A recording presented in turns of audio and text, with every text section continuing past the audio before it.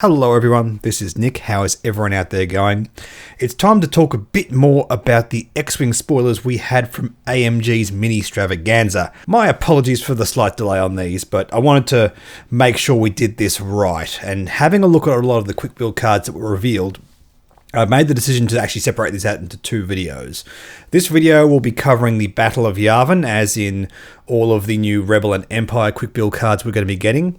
And the next video we're going to do will be on the Battle of Coruscant, which is the Republic and Separatist cards we're going to be getting. We actually have 12 of these to talk about, so I wanted to make sure we had enough time for each of these to shine, hence 2 separate videos. So without any further ado, let's have a look at the cards that AMG spoiled for the Battle of Yavin. Starting off with Rebel pilots, we have a newbie in Hull Oakland.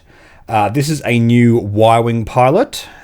Interesting combination of abilities here, which I think it works specifically quite well in a quick build, separated out where you don't have other upgrades muddying up the mix.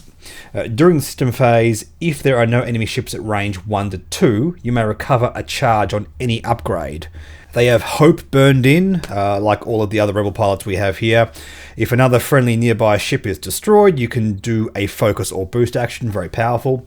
Now the upgrades on this card is Dorsal Turret, Advanced Proton Torpedoes, and Precise Astromech. Precise Astromech not being something that we regularly see as an upgrade card, so this is a bit of a new thing. After you perform an action, you may spend 1 charge to perform a red target lock, kind of like a linked target lock that you can only do twice per game. Which is very, very powerful. And of course, Hull can recharge that if they choose to as well. Which is interesting. So Hull's ability, at no opportunity cost to the player, allows you to recharge either that Advanced Proton Torpedo or the Precise Astromech. Meaning you can cheese out these target locks, which is very powerful. So Initiative 4, you can fly into range 1 of something, and, you know, assuming you're flying last, it means you get to take any action. You can focus target lock and boom, pop them with an Advanced Proton Torpedo. The only thing is, you have to fly away from your opponent's ships in order to get these free recharges, which is probably a balancing move by AMG here, making sure that you just can't cheese out extra charges. It's the kind of thing which makes me think, okay, in playtesting, they showed that play pattern of just getting in close and, you know, creating the car park in the center of the board and just cheesing out Advanced Proton Torpedoes with too powerful. So, encouraging the play pattern of disengaging, maybe going for different objectives and then being able to re-engage is very, very interesting. I like that this sort of rewards the player for trying different things. I'm a big fan of that. Not much to say. In terms of squad point cost, most Y-Wings tend to land on 4 points. I've got no reason to believe this will be any different. Yeah, both Horton Salm and Dutch Vander are both Initiative 4 like this one, so I imagine this is going to be the same at 4 points. Let's take a look at the only other Rebellion pilot revealed here in Biggs Darklighter. Now, Biggs, of course, is an existing pilot already, and this is actually a bit of a continued evolution on what this pilot is doing. Now, from those of you who have not played X-Wing First Edition, who have not been in the game for more than 2 or 3 years, or however long it's been now, Biggs was always a bit of a problematic pilot from a design perspective. The original Biggs basically forced your opponents to change their targets. And it sort of very fundamentally changed the flow of X-Wing. He was an extremely powerful card, an extremely degenerate card in that it forced your opponent to change their decision making on a very consistent basis indeed. It wasn't just like some fringe meme. It was genuinely quite powerful in First Edition, and they sort of, when they moved him into Second Edition, they gave him a bit more of a watered down version of that ability. Still very much the wingman kind of shirking off damage ability. But essentially, it's just a jacked up version of Selfless in that it works with both hits and crits. And then later in Second Edition, Selfless was introduced, and Selfless, you know, is a watered down version of that ability in that you can just sort of cancel out crits and share them around, which is still very, very powerful, but obviously a less powerful version of that original Biggs design. This new one sort of evolved on that again. He has Selfless as one of his upgrades, which is cool because the standard customizable Biggs cannot take talent. His ability reads, during the system phase, you may choose one friendly ship at range 1. If you do, treat your initiative as equal to the chosen ship's initiative until the end of the activation phase. Which is really, really powerful in certain circumstances. So we're talking about matching initiative during activation. It's not like you can just pilot skill match Wedge and then, shoot first during combat. But there's still a lot of power in doing that because it allows Biggs to fly last. What I think makes this very interesting and potentially quite powerful in my eyes is the fact that he can pilot skill match up and down. I think a lot of people are going to look at this card and think, oh, cool, fly him alongside Luke, Wedge, whatever. Just make him fly a bit later. Or maybe he'll be like a cheaper version of Luke or Wedge. And you'll have like a budget X-Wing to put alongside them. We'll see how he, rolls out points-wise. It may only be 1 point different. But if that's the case, that might be worth taking alone. But the secret tech here is he can also pilot skill match like an Initiative 1 and block your opponent's ships. Which I know isn't as powerful in 2.5 as it was in the older versions of X-Wing, but it's still a very relevant ability to be able to do. Still deprives your opponents of certain actions and all that kind of stuff. So that's pretty interesting nonetheless. Apart from that, again, Hope's burned in, no point talking about that again. Attack speed, so if you do a 3 or 4 speed maneuver, you can do a 1 straight boost. Selfless, as I said before, which he wouldn't otherwise be able to take. Proton torpedoes, and R2-F2. So the interesting parts here is Selfless and R2-F2. So Selfless is a card that Biggs would not otherwise be able to take. And I think it's very, very cool that they've done this because it allows the design of Biggs to exist in a world where we can limit the talents that go on him. But that creates a universe where you can put a talent on Biggs. It's, a cynical person might look at this and go, oh, well, why didn't they just give Biggs a talent in the first place? They're limiting design.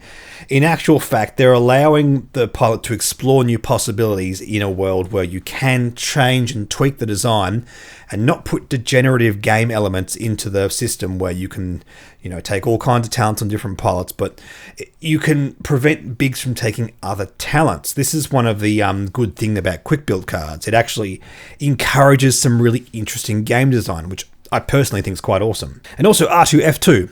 It's just R2-D2, but on a different card. And you might think, well, Biggs can just take R2-D2. And you'd be right, that's a very relevant thing we can be doing on Biggs, but A, R2-D2 is quite expensive, and B, this means you can fly this Biggs alongside, say, a Luke running R2-D2. It means you can have 2 versions of this same effect, which would otherwise be unique. And again, I think that's quite an interesting ability.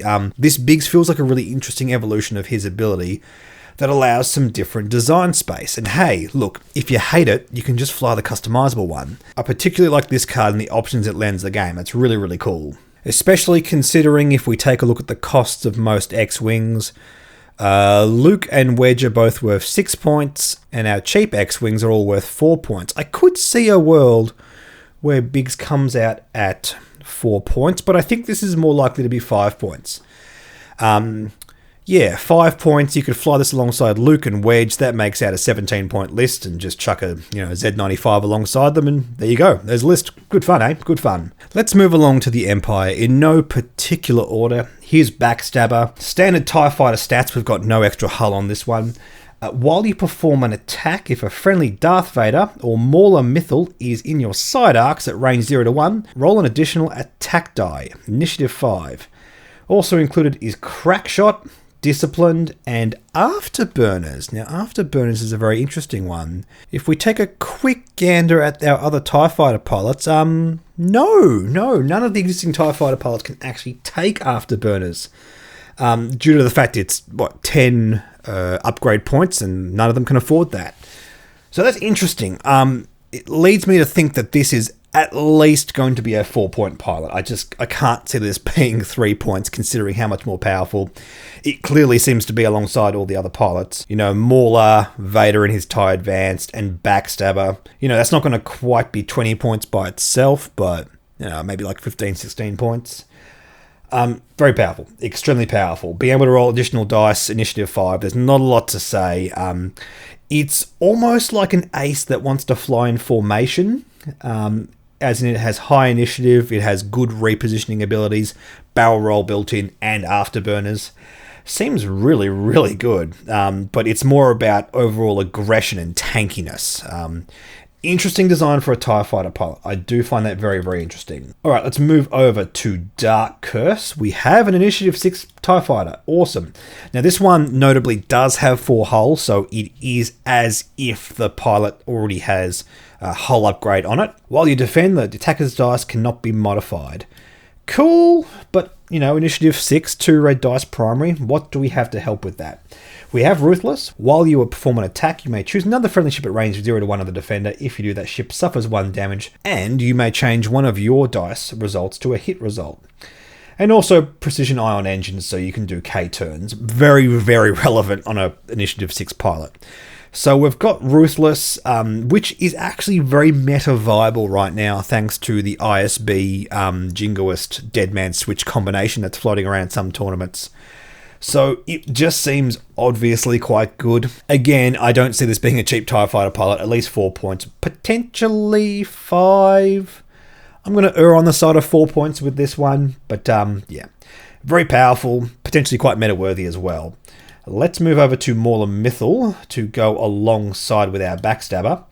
Again, we have a TIE Fighter pilot with 4 hull, so again, it's like there's a hull upgrade built in. Initiative 5. While you perform a primary attack, if a friendly Darth Vader or Backstabber is in your side arcs, you may roll 1 additional attack die. This time we have Predator and Afterburners, so again, we're probably looking at a 4 or 5 point TIE Fighter pilot. Those upgrades alone are way more than any TIE Fighter pilot would be able to take. Hull upgrade, Predator, Afterburners, just stupidly powerful. These 2 guys alongside Vader, yeah, I'm very curious to see if that's going to be meta viable. Certainly quite vicious. Interesting part as well is it does not specify it has to be specifically the Battle of Yavin and Darth Vader. So it could be Vader in the Defender, and it could be either Vader's in the TIE Advanced, either the Quickbuild version or the customizable version. Yikes, it's going to be vicious. Doesn't really feel like what TIE Fighters are doing meta-wise right now as well, so I'm kind of find that interesting for that reason. Alright, we've got a couple of TIE Interceptor pilots as well. Initiative 4, Sigma 4. After you perform a barrel roll action, you may spend a charge to perform a boost action. And it also has the baked-in sensitive controls, which is usually a standardized upgrade. Again, we don't know for sure if this means that standardized controls has to be elsewhere in your list standardized, because it doesn't specify standardized on this card. That's a discussion for another video. Won't worry about too much about that. But essentially it says, during the system phase, you may perform a red barrel roll or red boost action. So we're almost getting the best of both worlds here in that Sigma 4 can do the barrel roll boost shenanigans during activation, as well as having the upside of doing it during the system phase as well. It's very much getting the best of both worlds between those 2 designs, which is very powerful. Also, disciplined and prime thrusters. So on top of all that, you can do those while stressed as well. It means you're not tokening up. It means you may end up with a very stressed TIE Interceptor, but considering Sigma 4's Initiative 4, that could just result in a nice efficient ship where it could be annoying your opponent so much that taking all those stresses could be worth it. So very powerful, more and more flexibility on a TIE Interceptor platform, very much in keeping with the ship's design. Could be very interesting. Also, Sigma 7. During the system phase, you may spend a charge to acquire a lock on the defender. By the way, these pilots both have 2 non-recurring charges, so their abilities can only be used twice per game. Again, sensitive controls are baked in. Marksmanship, which allows you to change a hit to a crit in the bullseye arc. Fire control system, which lets you capitalize off those target locks. And a targeting computer. Interesting that Sigma 7 doesn't just have the target lock on the action bar. They actually specified targeting computer when they could have just put it on the action bar. Maybe the reason they did this and not the hull upgrade on the other pilots is to get around the whole hull upgrade not being legal and standard. At the same time, you could also make the argument that if Sigma 7 just had the target lock on the action bar, it could be easily overlooked by the player flying either with it or against it. So it's nice to have it a bit more clearly laid out in the card like that. So I'm not going to complain. Yeah, so It's very cool that we're able to have a TIE Interceptor that can sort of cheese out target locks, but not use it in a super degenerate way. It doesn't have any ordnance or anything. The way it capitalizes on it is using Fire Control System, which is a card that basically allows you to use your target lock on one dice every single turn without having to spend your target lock. If you get in that situation where you must destroy your opponent's ship, you can spend it to reroll multiple dice. So again, it's all about flexibility. This is very much what the TIE Interceptor wants to be doing, and it seems very much in keeping with the ship's design. I like that both of these Sigma pilots are Initiative 4. You can fly them together pretty effectively. And I like that they've been giving some unique design that can't be broken with busted upgrade combinations. I think what we're seeing a lot of with these quick build cards is that kind of design. What kind of things can't we do in a world where we can take the whole pool of upgrades on this pilot? The Sigma pilots, Biggs in particular, are good examples of that. I really am excited to see what Biggs can do on the table in both this and, the standard customizable version. I think it's fun to have a universe where we can play both together and, just see how they shake up. And, we're talking about very iconic ships, so I'm never going to complain about getting more X-Wing, Y-Wing, TIE Fighter, TIE Interceptor pilots. I think it never hurts the game every now and then to just inject a few more pilot designs in. They're really fun, really cool to see on the table, and yeah, gets my thumbs up for sure. So, with all that in mind, that's all we have for the Battle of Yavin packs. Stay tuned. As I said, we'll talk about the Coruscant pack in due course. In the meantime, do not forget to like, subscribe, comment. Again, I must repeat this, I don't just say that because I like the sound of my own voice. It really does help the channel if you do all of those things. So please subscribe if you haven't already. We also have a Patreon for the channel where you can come hang out in our Discord and chat about this kind of stuff. For $1 a month, you get access to all of that. So link in the description for all of those things. And in the meantime, I will catch all of you in the next video.